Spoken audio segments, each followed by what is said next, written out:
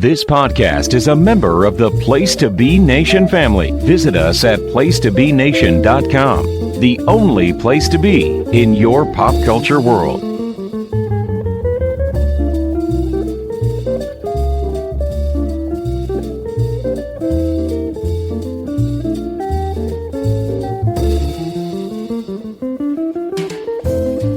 Welcome to another episode of You Don't Know Billy Jack, a podcast series where we watch some of the greatest wrestling matches of all time through the eyes of a non-wrestling fan. I think that's how it goes. I forgot my notebook. Is that good? Yeah, that was it. My name is Drew, and my eyes. Where are my eyes? Oh, I'm right here. I'm Jordan. This is Jordan, and we are coming to you tonight, not from the comfort of our own home, but once again from the body dump. That's right. And Jordan, would you like to tell the folks at home what the body dump is, or rather how it got its name? So it's a practice space that we have for music purposes. Yeah, this would be called, I think they classify this as a light industrial space / office suites. And, I mean, you probably know more details, but apparently there was some sort of cold storage across the unit across the way that moved bodies in and out, like overflow, yes, like funeral home overflow, basically, right? Yeah, for Santa Barbara County. Oh. That's exactly what it was. And the way we found out about that was another band that used to own or practice in this space were coming home late one night from a gig and saw someone unloading bodies from a minivan on gurneys and putting them in, storage. And someone that was with them thought it was like the mob or something. Yeah, exactly. And called the police. And I would. So you are a cop caller. Yeah, I'd have to be in that instance, yeah. Not a shot caller. I'm not a shot caller. So the police contacted our mutual friend John, and right. the person who I guess is on the lease for this space. A detective contacted him the next day and was trying to pressure him into like coming over there and talking to them. And so I had to drive around with John trying to tell, or like he was asking me what he should do, or if he should like ignore the detectives or whoever. So I think he went to like the police station and talked to them. Yeah. But it got cleared up. It's this body dump. Yeah, it's some level of illegitimate business, I guess. But it's something to do with like Santa Barbara County, or like a place in like a funeral home. Santa Barbara would do that. They would do that. Yeah, they'd put that right in Ventura. They dump their bodies in Ventura. That's how it goes. Anyways, side note. So anyways, that might be. We're in the body dump, so the audio quality might be a little bit different tonight. Yeah, it's also the actual body dump aside. It's kind of would you describe it as kind of a post-apocalyptic atmosphere out there? Yes. There's like burned up cars and all manner of seedy element kind of just racketeering this whole little lot. It's one of those horseshoe-shaped kind of lots where all these offices face each other, and there's really only the one legitimate business, right? The plumber. Yeah. There's nobody else in here probably should be here. Probably not. So us included, I'd say. Oh, yeah. I mean, definitely. Yeah. But here we are. Nevertheless, here we are. So we've been getting good feedback on the show, which is good to hear. We're going to start adding a couple things to the show. I do want to let everyone know beforehand, before we get started, as part of our intro, that the premise of the show, just to reset a little bit, I'm a longtime wrestling fan, and my friend Jordan here is not a wrestling fan at all. Would you agree? I would agree. And so the purpose of this show is to watch. I've kind of cobbled together a list of matches that have some kind of reputation and some kind of circle. Be that an internet fan group or company promotion or anywhere in between, some kind of reputation as being the single best match of all time. So I've cobbled together this list, and Jordan and I are going to watch through them chronologically, and I just want to hear Jordan's responses to these matches with not much wrestling experience at all, right? Right. I mean, I was actually, it's funny, I ran into Chach the other day, and I told him about the show, and he's like, so what do you think? Like, do you like wrestling now? And I'm like, well, no. But that's not the point, though. That's not the right? point. Yeah, no, I don't want you to understand it or like it. Yeah, it's like I'm doing this for science. Yeah, exactly. And we're trying to see if there's any sort of transcendent elements, right? That kind of can come across to Joe Dummy, which would be me in this case, who really has no clue what's going on here. Mm-hmm. Yeah. So it's kind of funny that way, but he just laughs. Yeah. Where'd you see him? At the thrift store. Oh, very good. I haven't seen him. I talk to him every now and then, but I haven't seen him in a long time. He says hello. Good boy. Is he going to ask Vanessa out on a date? No, I think he has a girlfriend. Yeah, been together for a while, right? And and they were going to Amsterdam. So okay, they're getting pretty serious, I'd say. No kidding, they are. Yeah. And you of course lived in Amsterdam. Yeah, so he was actually. You spent 6 months there one night, didn't you? You're so tough. Yeah, it's British Las Vegas. British Las Vegas? That's where all the Brits go? That's what they call the red light district. Huh. Is there a White Castle there? Gnarly. No. Because we have that in Las Vegas, USA. In the real Las Vegas? Yeah. No, I loved Amsterdam. It was a very, very nice place.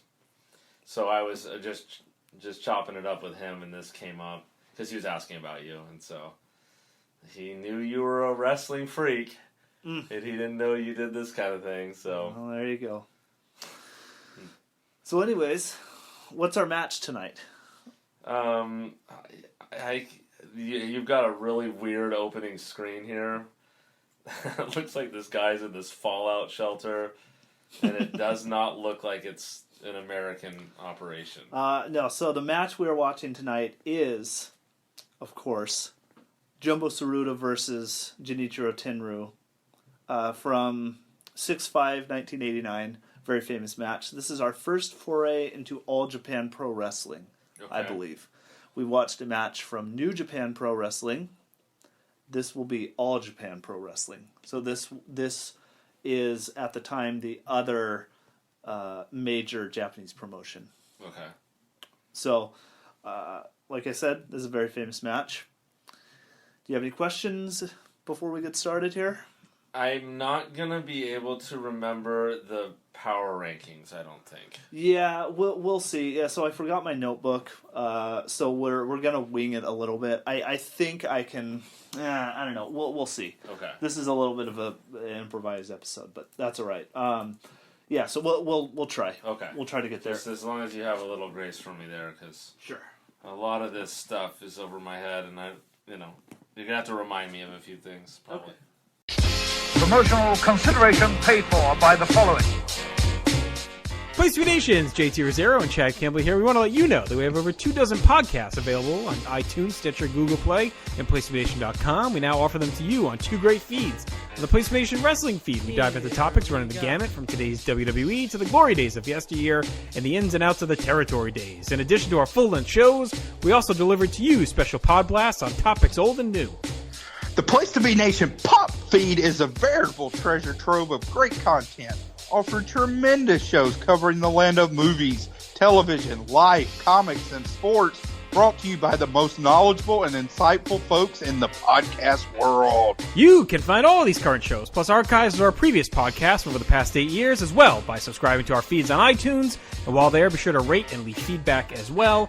All of these shows, plus others available at PlaceToBeNation.com, where we cover pro wrestling, sports, movies, comics, plus in-depth stretch projects and more. Be sure to support our site by using www.PlaceToBeNation.com/Amazon while doing your online shopping. And be sure to join us at our forum at Bigelow34.proboards.com, PlaceStation.com for all sorts of wrestling, sports, and pop culture discussion each and every day where you can make your voice heard. We also want to thank our friends at Bonehead's Wing Bar, ProWrestlingOnly.com, and TheHistoryOfWrestling.com. Be sure to follow us on Facebook, Twitter, Instagram, and Tumblr as well. PlaceStation.com, the only place to be in your pop culture world. Of course, what we will be doing is we will be watching this match. We're going to be listening for Jordan's responses, and we'll kind of talk throughout the match. After the match is over, I've got a series of questions that I'll ask him. Don't. No. Based on the famous questionnaire, of course, by Bernard Prouveau. And then we will rank the matches after that that we've watched so far.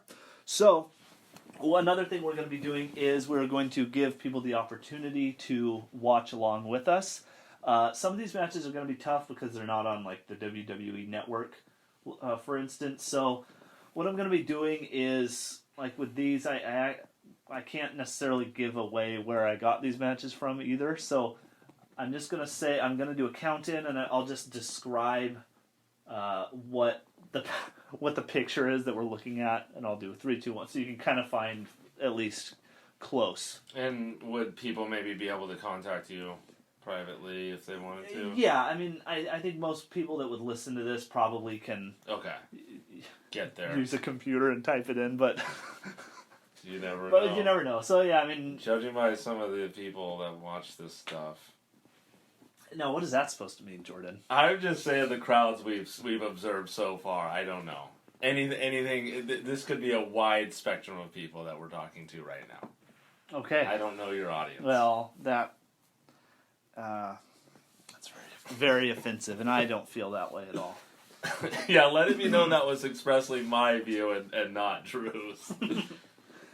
Okay. Well, here we go. Ready? So yeah. So I'm going to do 3, 2, 1, play. Ready? A 1 and a 2 and a 1, 2, 3. 3, 2, 1, play.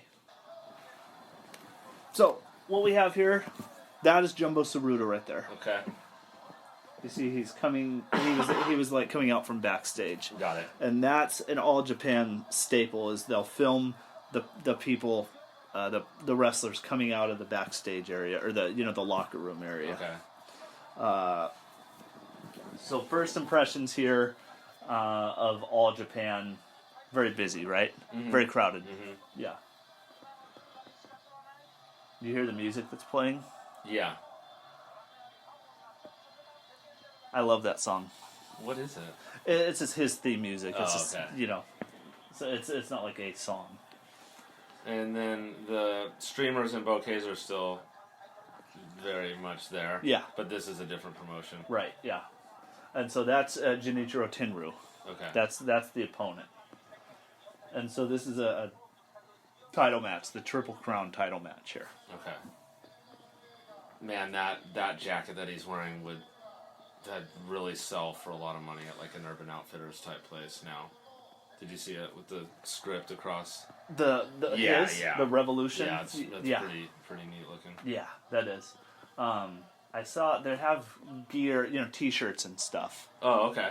That you can still buy. That's cool. Yeah, but not that style jacket. That would be the track jacket. Yeah, the with track Revolution jacket. on it. Yeah, that would be cool. Okay, so he's submitting the belts. The belts, yeah. It's the Triple Crown. It's 3 different belts that they've merged into one. Okay, and I'm sorry, who was that's holding the title? So Jumbo right now, Jumbo Tsuruta. So a little bit of background on this match. So that's Tenryu. Got it. He's the younger of the two. He's more the up and comer. Jumbo he's like the company guy, the top of the company, handpicked by the owner, Giant Baba, way back in the 70s. Giant Baba.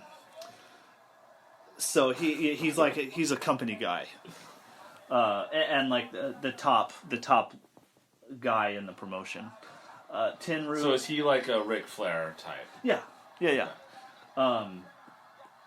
So Tenryu, on the other hand, he's the younger guy. He started after.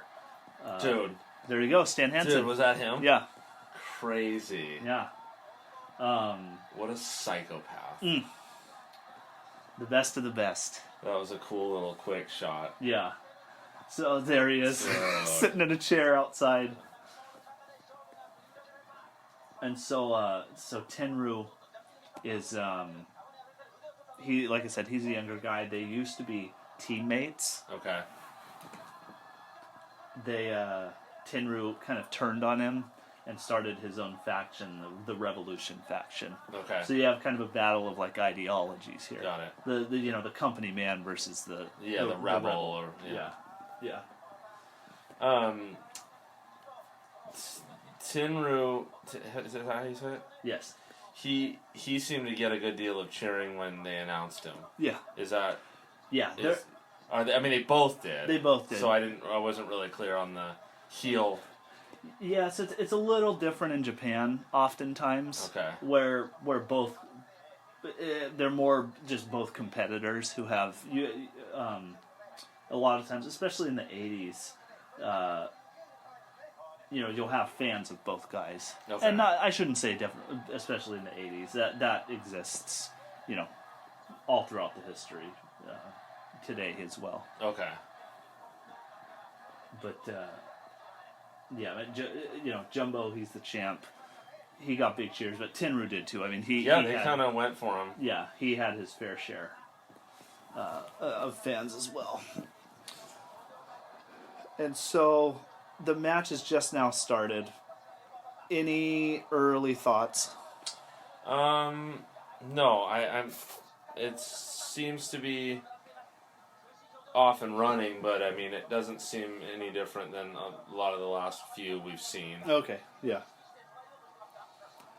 They're big though, right? Yes. Physically. Yes, big guys. Yeah, I mean, Jumbo is a big guy. Yeah, you can tell. Yeah, I mean, and Tenryu's big too. Yeah. You can feel it even with really no scale. Yeah.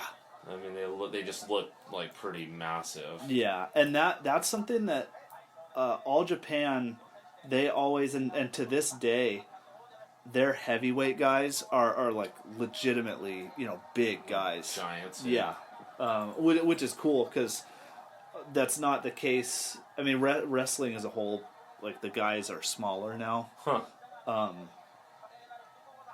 But and obviously like a lot of the Japanese stars were on the smaller side, but yeah, I mean the All Japan guys, they're always and we'll see some in the 90s as well. Yeah, they're big, like they're sizable guys. So we've got a headlock. Yeah, he's trying to like choke him out, right? Yeah. So Jumbo working a headlock chokehold type of deal on Tenryu here. Did you notice the big suplex, the big throw that Tenryu had? Yeah. At the beginning. And a lot of it's very physical. I mean, like they're smacking each other around a pretty good deal. Yeah. And so these two they've had a feud for a few years now. At this point. Yeah. Like I said, they used to be tag team partners. They split up. Tenryu kind of turned on him, formed his own group, and so this is they've really been going back and forth. Lots of tag matches. Okay. And so this is I want to say the third singles match between the two. Okay. Yeah. And this is for that Triple Crown. The Triple Crown, yeah. It's kind of interesting that they're both wearing like they're pretty nondescript. Yeah. Like they both just have the black shorts. Yeah. Or whatever. Yeah. Trunks or whatever. Tenryu has yellow boots and but that's yeah. it. Yeah. I mean, I guess not. It's not like everything else we've watched has been really flashy, but I mean, it's like when you look at this shot, it's like really hard to distinguish. Right. It's two big guys with black trunks. Yeah. Yeah, and that feels a little more like professional, I think. Yeah. Like they're wrestlers. Yeah. It's not like they're acting as much. Well, and this is a pretty stark contrast to, say, the Macho Man Definitely. versus Ricky Steamboat that Yeah, we saw, yeah. or even Ric Like, Flair yeah, exactly. versus yeah. Ricky Steamboat. Yeah, so that's again one of the common lines about Japanese pro wrestling is, oh, they treat it more seriously. They treat it like a sport. Yeah, Or yeah, like a because I sport mean, when over they there. came out, it was very much like a boxing match. Yeah. Like you said, they lead you from the locker room, and the guy is just really stoic, and he's wearing the track jacket, and he kind of just comes out, and then they just start going on each other. Yeah. I love all the streamers everywhere. Yeah. Yeah. It just makes it feel really like chaotic. I don't Yeah. know. It's like it's a really, really cool element. yeah. And there's times like Stan Hansen, for instance, like he'll ambush someone when did you see Yeah. that big move? So Tenryu jumps over the rope, does a big shoulder tackle off the turnbuckle or Yeah, off the side of the mat onto the floor Yeah, it onto looked jumbo. pretty reckless. Yeah. But it was also weird because the angle, like, it's like they weren't expecting it. Yeah. What I was going to ask you, like, so how much of the choreography or however they're running a match, like, at this point, is the camera work also involved? Like, because WWF or E or whatever it is now, I imagine they're, like, pretty dialed. Like, when the cameras are going to yeah. look at, in a certain... Yeah, for the most part, they have their mistakes. Yeah. But Every now I and then, imagine but- there's more or less like a script at this Yeah. point, right? Yeah, they try to at least. But like, for instance, that was a pretty gnarly move. yeah, But it was like this far away, far away, like static back- shot. Yeah, exactly. Yeah. So it's at this point, it's again not much as far as I know. That's my caveat, but as far as I know, not much is known by the production crew. Okay.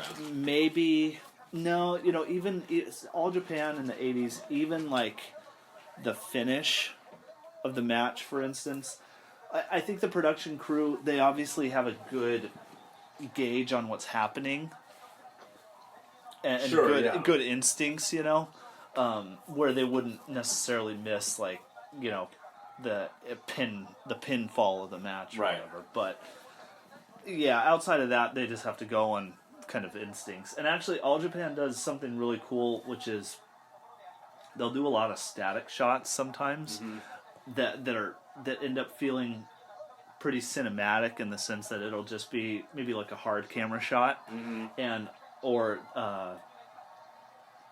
so sorry to interrupt, but you see things have kind of escalated here. Yeah, Like yeah. real harsh work here. Yeah, they're really the moves are all really aggressive. Yeah. Hard hitting. Yeah. However, I don't know how to describe it, but it's like they're definitely not phoning in the kicks and the like slaps and the hits. Yeah, so that stiff is the term. Okay. But anyway, so they'll do these pretty cool static shots from a like a single cam where a lot of action will happen and they'll just stay on it for a little That's while. kinda cool. Yeah, it kind of feels cinematic, like I said, like, those long takes and movies. Yeah. But anyway, sorry. So to go way back with the streamers, they had a really cool element. Stan Hansen, like I said, he'll ambush someone as the streamers are in the ring or That's something. So sick. Someone's running around with streamers on them, and Yeah. it's a very, very neat thing. He is gnarly, Stan Hansen, and I don't know like anything about him. yeah. Except that you gave me an autographed picture. Yeah, I mean, is he alive still? Yeah, and doing there he is, another shot of him, and doing very well. Like he got out early enough Yeah. and stayed out.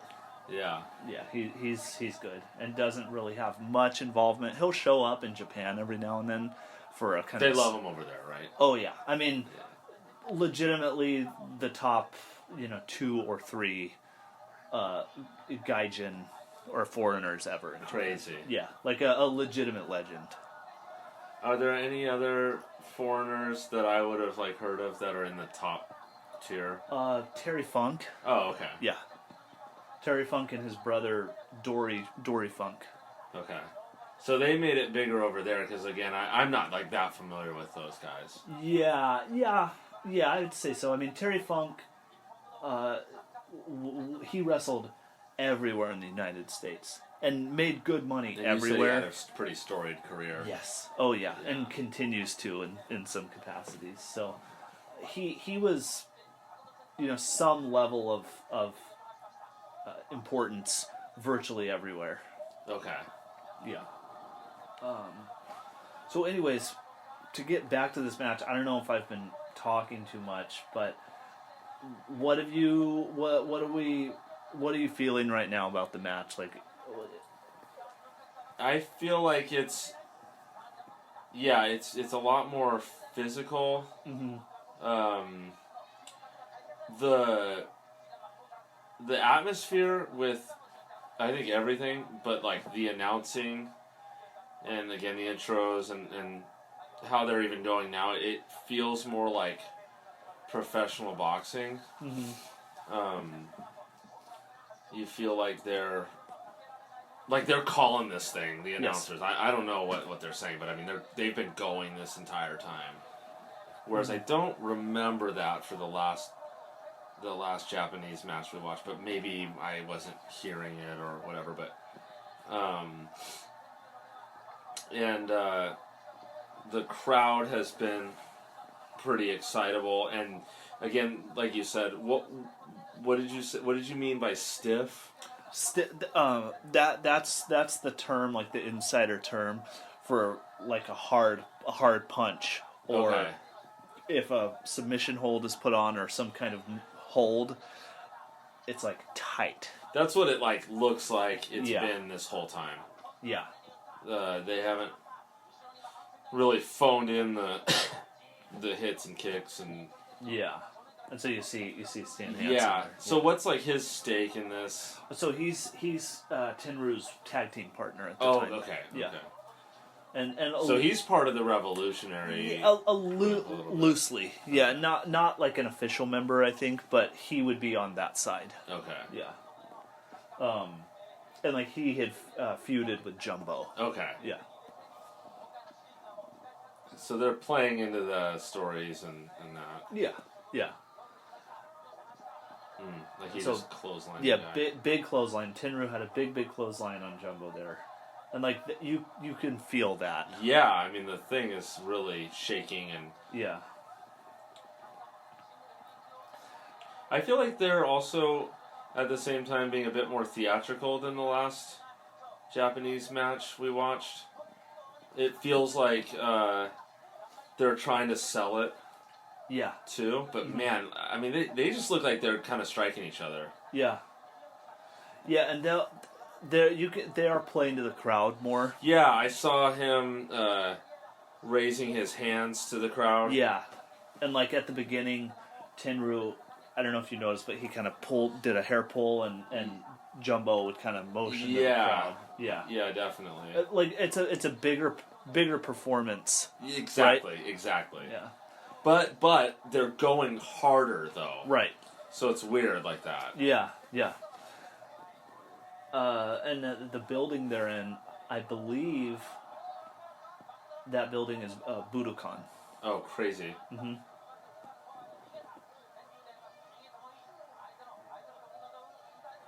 That Cheap Trick record is so good. Yeah, it's awesome. Yeah. That's crazy. Like you don't need anything else from them. No. Like you like. That'll do you. Yeah. That's pretty cool. Like that'd be cool to be in a band like that. Yeah. Like where it's like you have this incredible like transcendent live record, and Live it's re- like and that's it. cool. I mean, like Yeah. Yeah, that is really cool. That's like Kiss Yeah. alive. yeah, Yeah. exactly. Like it all sucks, of course, right, but like you don't need any other Kiss record. yeah. I mean, you don't need any, of course, but Kiss really sucks. yeah. Oh, there you go. Yeah. The big clothesline. Yeah. Yeah, Kiss and the Rolling Stones. Like, the two worst bands of all time. Brutal. Yeah. In relation to how popular they are and, like, revered, you know? Oh my gosh. Like, terrible. All around. Yeah, I was looking up some other band, and it was like how many records they sold or whatever, but they were still well behind. Like, Kiss had just sold so many records. Yeah. They just sold records, you Yeah. know? It's like they got in there at the right time with the right gimmick. Yeah. Yeah. And they hustle. Yeah. Like they know how to work. So something like have you noticed the pace quickening at all here? I have, yeah. Okay. But the energy has been like pretty consistent here. Yes. Yeah. I don't feel like outside of a couple, like when he jumped the guy like from outside from the edge of the ring. Mm-hmm. They like lagged for a bit, but that looked a little more legitimate. Yeah. Otherwise, I mean, they feel like they've been kind of just back and forth. Yeah.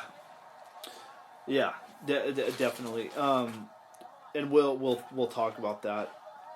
So if you notice, there's a lot more pinning attempts now. Definitely. It feels like the crowd can feel it too, because I feel like they've risen a bit in this last maybe 5 minutes. Yeah, and that's a little bit more in keeping in the style of like the Japanese crowds and the Japanese wrestling shows as a whole. The idea of starting slow and building to a finality, to like a crescendo. Yeah. Like remember we talked about like a WWF, they would do like the peaks and valleys, Right. and they would do that with the matches as well. Yeah, exactly. Here it's more like a gradual escalation, and All Japan especially. Yeah, you can feel that. Yeah. What are they chanting? Tenryu, I believe. And so now They're you're there, like Yeah. they're there, yeah. Yeah. And so it's a little quiet maybe, but you can hear like the crowd they're there. Definitely. So like what's the where are they now on these two? So Jumbo died. It was he had to retire in '92. It was like hepatitis or something, and so as a result, like Hep C, and so as a result of that, he needed a kidney transplant, and he was having it was during the transplant surgery. He died from complications. Ugh. Yeah, but he was living in Oregon, teaching at like Oregon State or one of the colleges. or Crazy. something. Yeah. And then Tenryu is still around. He doesn't wrestle anymore, but he actually just retired, like a couple years ago. Okay. And he was like really good in his 50s. You know, like that Weird. Nick Bockwinkel we saw. Yeah. Same How thing. some of these guys could just like defy age. Yeah.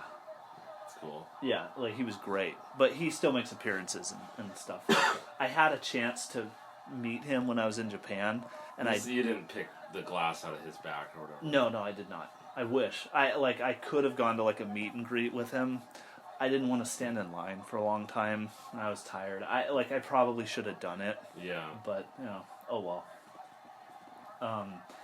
So sorry to distract you now. Like, you can see the They're moves. kind of at the punch drunk Yeah. level. The moves are getting bigger. Yes. Right. Yeah. They're kind of like doing a trade-off. Yeah. One guy will just jack the other guy, and then they'll kind of stagger up, and then the other guy will have his time. Yeah. But Jumbo's kind of been going pretty strong. So, did you get the feeling, or did you notice that there's a lot of back and forth to this match rather than like the extended sequence of one guy? Yeah, I beating feel up the other guy. I feel like that's exactly what it's been. Yeah. It's been a bit back and forth, and it seems like they're cheering a little less for Jumbo at this point. Yeah. But it didn't seem that way at the beginning necessarily. Yeah. And you can see whenever there's a pin, everyone's standing. Yeah, exactly. Okay. So let's see here.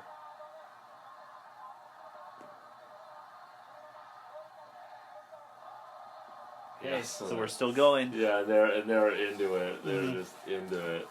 So this is something. Do you remember that the Randy Savage match that we watched had a lot of the pinning attempts? Yeah. Do you see? And this is 2 years after that now, but do you see a difference? I mean, that's a good question. I mean, it's very different, but Yeah. I mean, like you said, it's felt to me like this has been a pretty sheer back and forth, and there's been tension in every move they've done. yeah, Like, they're kind of striking each other pretty hard. yes, For each one. yes, And it's not like, okay, now I roll over on you, and then you do it, now you roll over on me. It's like the guy will whammy the other guy, and then repeat on the other. Like, he just picked him up and threw him down like a rag doll. yeah. And so Tenryu's on the top ropes now. Oh, missed a big elbow. Yeah, so I think something you will notice is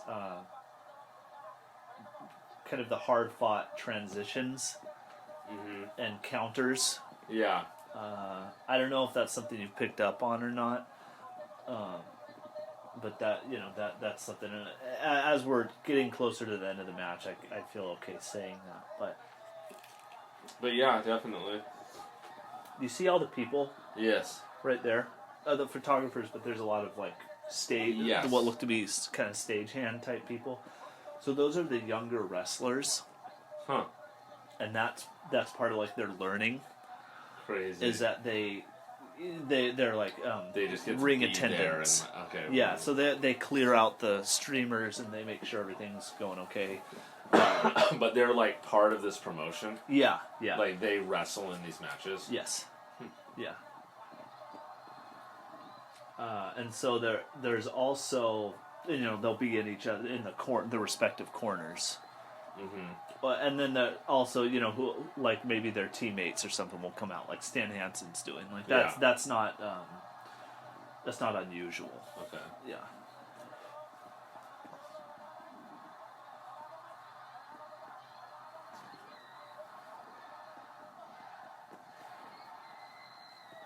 Did you hear the screaming? Yes. Yeah. And so that was his finishing move. Generally, is that power bomb. Okay. Yeah. But the guy's saying he only counted 2. Yes. Yeah.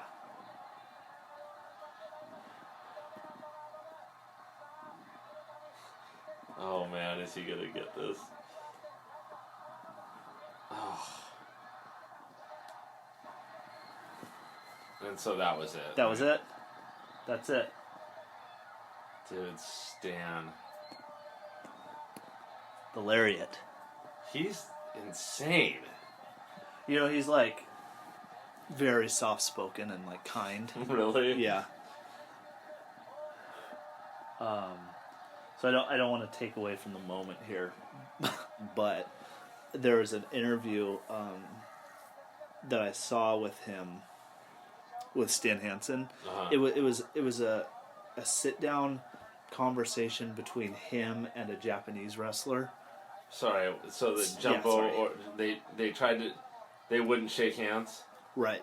And is that, what, is it traditional that you go try to shake the guy's hand, or No, not necessarily? not necessarily. Hello, everyone. Drew here, just breaking in from the show to give everyone an update on what's been going on the Place to Be Nation. So, on the pop feed, the Sarcastic Four continue their look at 1971 with the third of their three-part episode of the Marvel Age. Jennifer Smith welcomes Tim Capel to the Freak Out Drive-In with a live watch of Lake Placid, a Betty White classic, of course. The Heart-Traveling Fanboys conclude Spider-Man month with an examination of the classic story Kraven's Last Hunt. DC For You dive into the monthly current events, including announcements from Comic-Con. Pop goes to the movies when Andy and Jennifer break down Spider-Man Far From Home, and then look at the future of the MCU. Jason and Andy pay tribute to the rock and alternative albums of 1994 in a special edition pod. I'll be interested to hear that. I wonder what all they cover. I guess your Lollapalooza classics there. Of course, my favorite album of 1994. That would be Spilling Blood Without Reason by Voorhees, of course. Finally, Andy Atherton rides solo on the latest Pop Goes to the Movies with a review of the new Lion King remake, which I saw a preview for, and I don't fully understand what it is. I don't think they are getting animals to act. It doesn't quite look like a cartoon. So I don't know. I don't know if it's something along the lines of what they used to do when they would have animals in commercials and CGI their mouths moving. Speaking of an animal, I've got Nutmeg the cat here with me. Nutmeg, say hello. We'll go over the greatest song of the 80s tournament brackets together. Nutmeg? Well, she's not talking right now. Anyways, all right, Nut. We're going to look at the matchups for today, today being the show, the day the show drops. So, let's go over these, Nutmeg. Come here. Oh boy. Okay. First matchup, we've got Tesla with Love Song versus Peter Gabriel, In Your Eyes. I love both of these. Peter Gabriel. That's what I'm going with. Of course, from Say Anything. There you go. There you go, Nutmeg. Yeah. Great song. Great album, too. Off of So, I believe.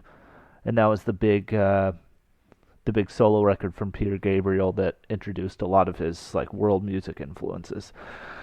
Oh boy, okay. Next we've got Get Out of My Dreams, Get Into My Car by Billy Ocean, going against Sweet Child of Mine by Guns N' Roses. Now this is a no contest as to what song's going to win. Sweet Child of Mine is going to win. And in a move that may get me banned from the Place to Be Nation, I will let everyone know that Sweet Child of Mine is one of my top 10 least favorite songs of all time. Just a terrible, terrible song.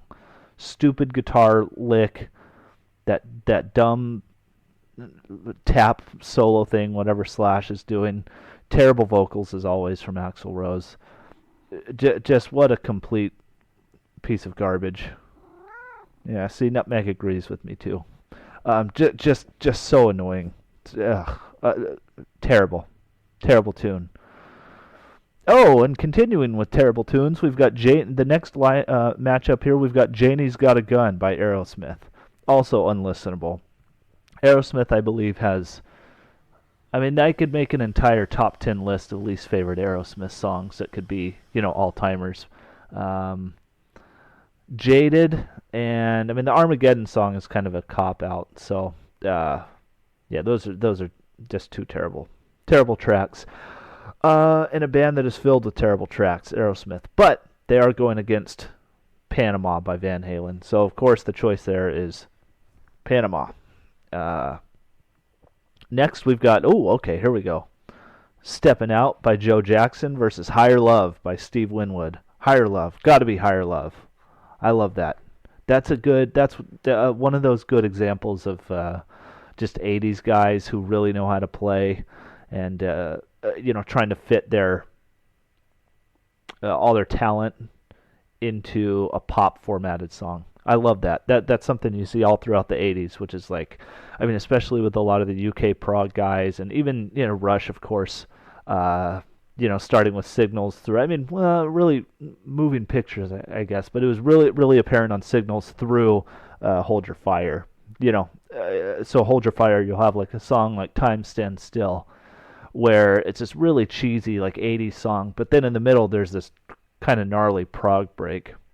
And then, I mean, Peter Gabriel, another great example of that. Phil Collins, of course. I mean, that's the ultimate example. But, Steve Winwood, again, kind of falls into that same category to a slightly lesser degree. But Higher Love, what a great song. All right, next we've got Smooth Operator by Sade versus La Isla Bonita by Madonna.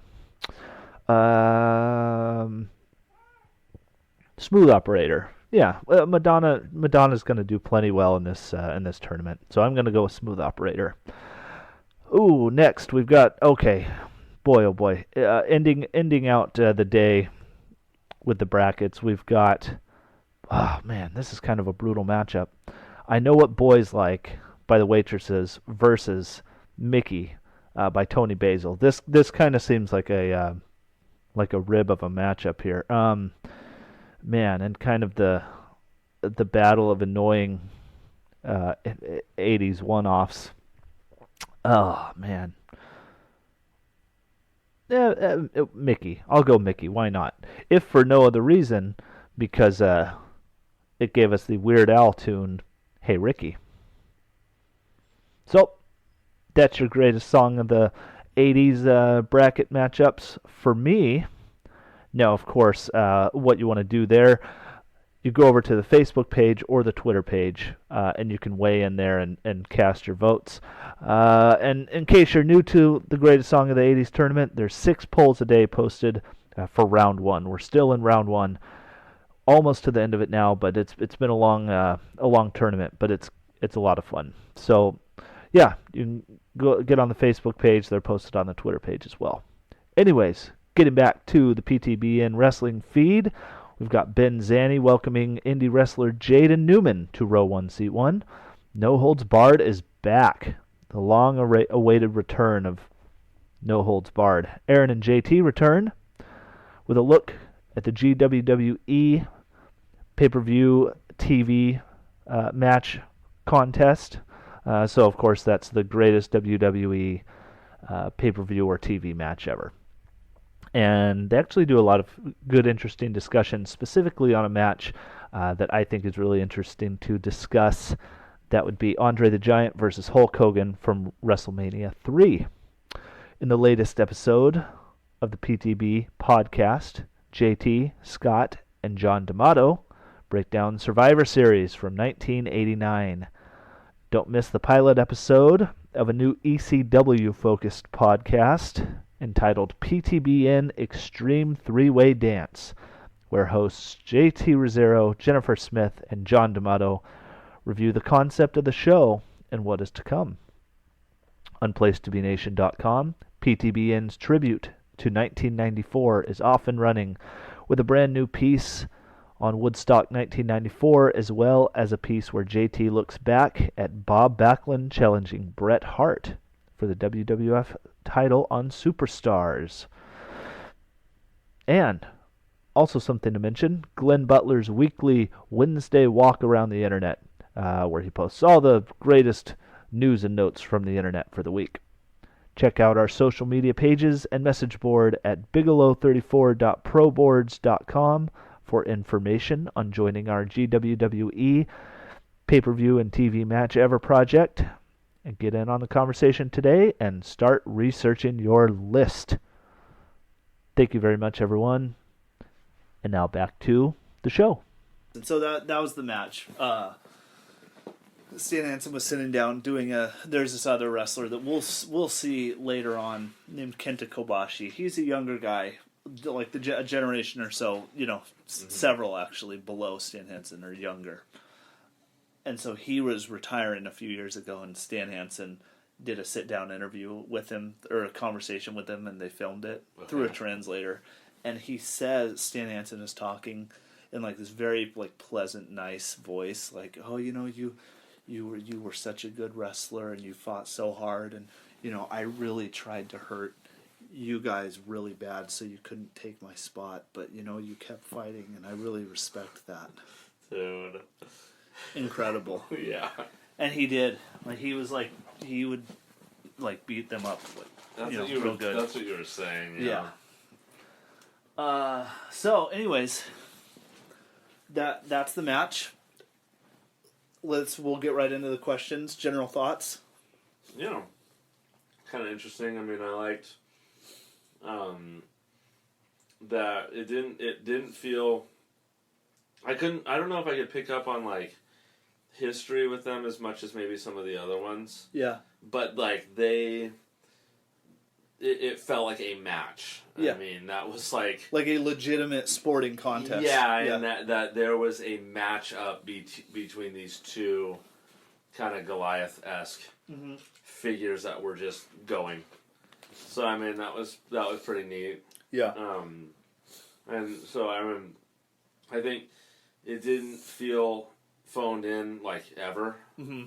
And that's impressive. Yeah. For however long that was. What was that? Like 25 minutes or whatever? Yeah, 20, 25 minutes, somewhere around there. I mean, that was pure energy. Yeah. Pretty much the whole time. And yeah, I mean, that's the impression is that it was just really physical, and you get the sense that I got the sense that there wasn't like, it didn't feel like there was an underdog. Mm-hmm. It felt like two like alpha dogs like going at it. Yeah. Yeah, okay. Did you like it?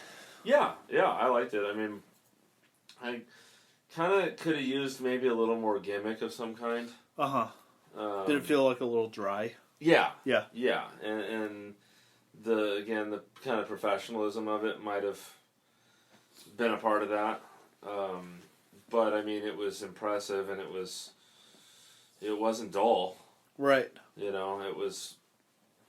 They just went full throttle on each other, and it was an exchange of blows like the entire time. Mm-hmm. Let me ask you a side question.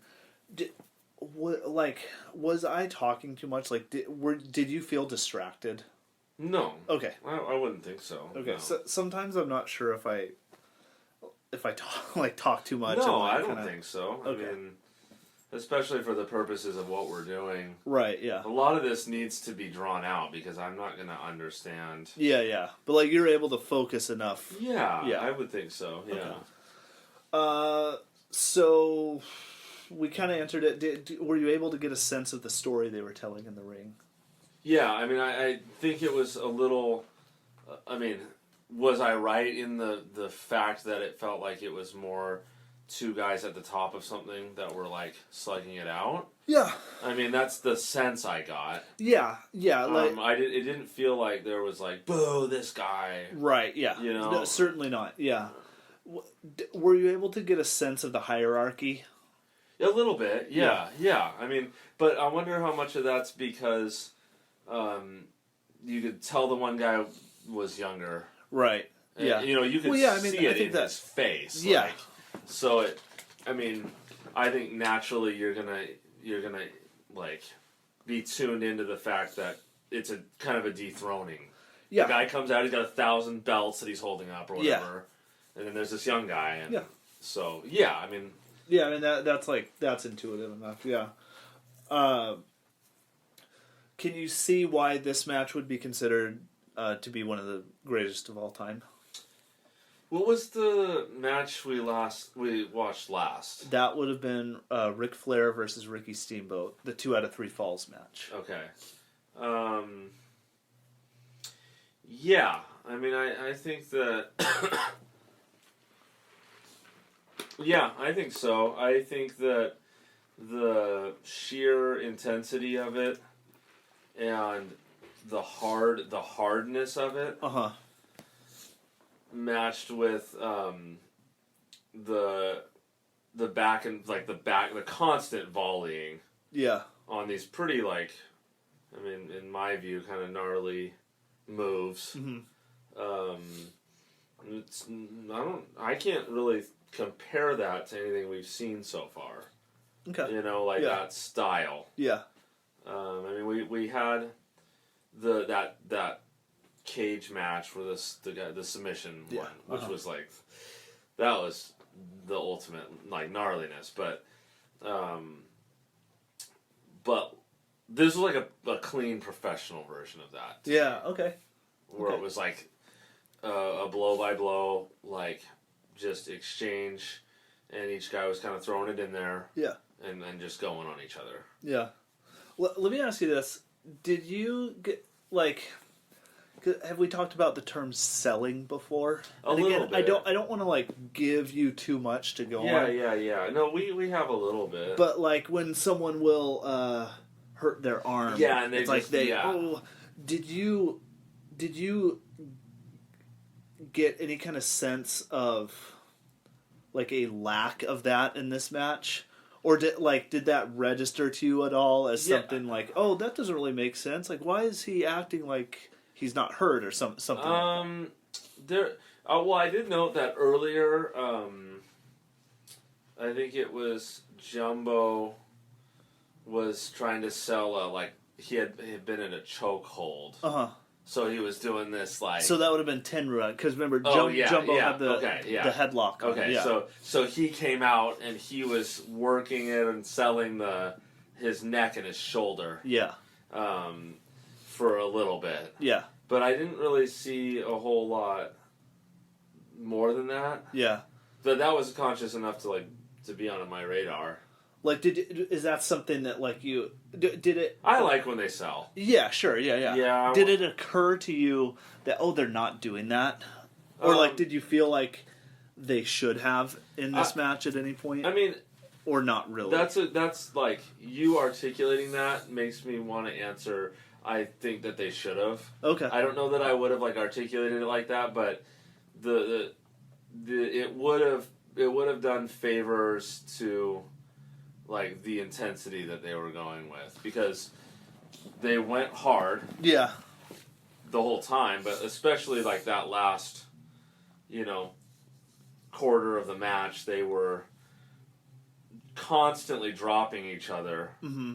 and they were going off the ropes pretty hard. So yeah, I mean, you saying that, it's like, yeah, I feel like maybe some selling would have I probably would have enjoyed it more with that. Did you not get a sense of that from like them like hitting a move and then kind of being exhausted like that, or That was more like the sense that I got. Yeah, I mean that was there, but I guess since like maybe they weren't.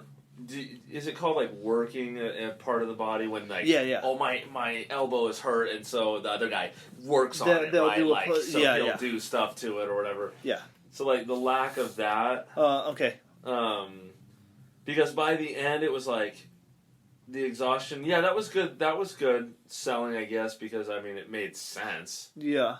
But like, you didn't get a feeling as much that they were hurt. Like hurt and in danger Yeah, or like something. it Yeah, felt yeah. like they've been like going with such intensity Yeah. that like physical exhaustion at that point makes sense. But like Yeah. you almost didn't really feel that they were hurting. Yeah. And I don't know if that's the point or not, but like Yeah.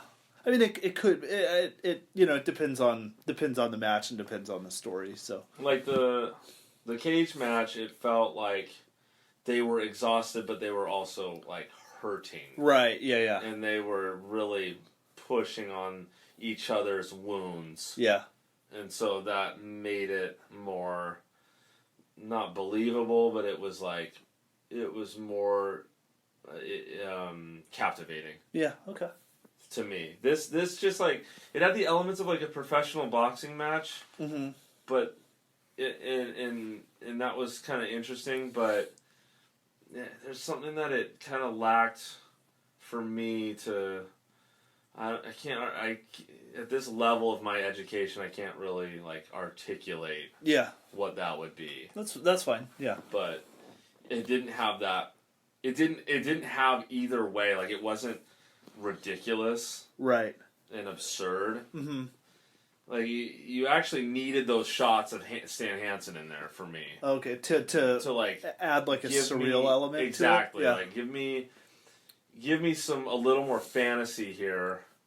So they flash to a guy, he's not wearing a shirt, but he has a leather vest and a cowboy hat on and a mustache. Yeah. Yeah. And that kind of supplements the world. Like Mr. Baseball. Yeah, just like Mr. Baseball.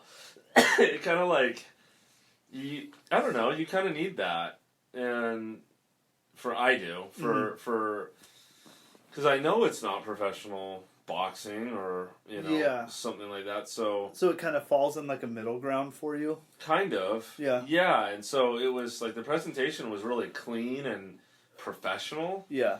Which I admire that and can respect it, like as a sports fan and that, but it wasn't, and it's more like a respect for their physicality, and the guys are big guys. Yeah. And what they're doing is impressive, but again, I can't really put my finger on it beyond that. It wasn't the most interesting. Yeah.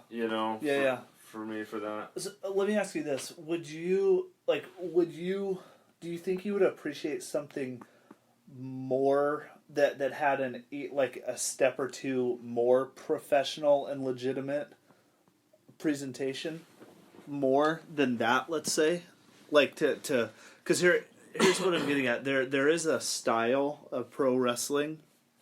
It's called shoot style. Mm-hmm. And it's essentially where MMA came from, like where UFC came from, or sure. I mean, MMA, Yeah. So it's professional wrestling, but it's like simulated real like grappling matches with grappling and strikes, real hard strikes. Mm-hmm. Do you think that is something that would appeal to you? At least conceptually, more than this, or would that still essentially be in a middle ground? I would probably hold that higher, like conceptually. Yeah, but I'd rather watch this. Right. Yeah. But like that, I think that'd be more pure for like where this was at. Mm-hmm. But I want to go the other way. Yeah. Okay. In my limited viewing experience, like I need a little more surrealism or something absurd in there. Yeah. And so far, I think that's why that cage match is really holding a lot for me, because it seemed to kind of be a good cocktail of all of that. Yeah. Because it was very athletic and professional in that way, but it was so absurd, right, that you kind of had to watch it. Yeah. So this match, the reputation for this match, there's a few different things here. So that was more or less the first kind of match in that style. There have been threads of it throughout that promotion for a long time, but in terms of the pace that they worked at, and the really big feeling back and forth finish, where you had a big move and a pinning attempt and a big kick out that no one expected, Yeah. And so that hadn't really been done before, at least in that high level. And you had that as kind of a culmination of a feud where you had Tenryu working to try to beat Jumbo before, and them a big storytelling element to that match. And I didn't want to tell you that, obviously, is like they know each other so well because they were partners, and then they fought each other for years at this point. So it's like that's a lot of that back and forth. Is because they know each other so well, and they're able to counter and their moves and their style. And, yeah. And so this was something pretty big at the time. Like this was kind of a whole new thing. And what this match essentially starts the style that All Japan would carry on through the rest, or through like 2000. Where, and we'll see some of those matches coming up, but it's really based on match to match growth and learning from your mistakes and learning from your opponent and carrying those elements into the next match, and this escalation where things continue to build upon each other, you know. And again, that really fast-paced, really hard-hitting, a lot of big moves. Right. So, pretty important match in that regard, and that's a lot of the reason why people feel so strongly about this one. Combined with the fact that you have not only those athletic traits, but you have something that's also pretty personal as well. It's kind of a blood feud. Yeah, I mean this wasn't really like anything we've seen on these other matches. Right, yeah, and I mean, you shouldn't feel that way, because it's, kind of a new thing. Right. Okay, so now we'll do our ranking. This will be a little tough, again, because I don't have my my notebook. But, so we've seen Sangre Chicana MS1, New Japan Gauntlet, Magnum versus Tully, Nick Bockwinkel versus Kurt Hennig, the 60-minute draw, Ricky Steamboat versus Randy Savage, and Ricky Steamboat versus Ric Flair, the 2 out of 3 falls match. Where, just in your loose, just kind of off the top of your head, where would you fit this match in there? It'd probably be somewhere in the middle, above the other Japan match. Okay. So I'd probably rank that right above. Okay. So right now you've got... I know my lowest would be... my ranking up was the MS. That the one Ricky Steamboat. Okay, you had that one... I thought you put that below. Or was that... Yeah, it was below. Yeah, okay. Yeah. So that one and then MS. So Ricky Steamboat and Randy Savage, right? Yes. And then MS. And then was it the New Japan? Then it was New Japan. So then I would probably put this. This right there. Yeah. Okay. Then it was Bockwinkel, Hennig. Then it was the other Steamboat. The Steamboat match. So that's number 2 for you. Yeah. Then this, or then the Magnum Tully. Yeah. Yeah. So for me, Magnum Tully number 1. I would say, I don't remember. Flair versus Steamboat number 2 for me. Sangre Chicana MS1. Probably. I don't know. That's tough between the Sangre Chicana one and this match. Then New Japan Gauntlet, Bockwinkel Hennig. Steamboat. Then Steamboat Savage, and then I'm missing 1. 2. But I can't I can't think of it. Magnum versus Tully, Flair versus Steamboat, this match, MS, New Japan Gauntlet, Hennig versus Bockwinkel, Savage versus Steamboat. Yeah, I don't know, I had listed them all that. Yeah. Well, all right. Well, that's it. Jordan, what color are your wife's eyes? I don't want to do any of that personal. For the folks at home? No, thank you. Yeah, what, any plugs for you then? No, thank you. I don't have any either. Well, where could people maybe find you? Oh, okay, on Twitter you mean? Yeah, where could people find you on Twitter then? @_burning spirits. And that's it. Thank you very much, Jordan. Thank you, everyone, for listening. All right, thank you. Bye.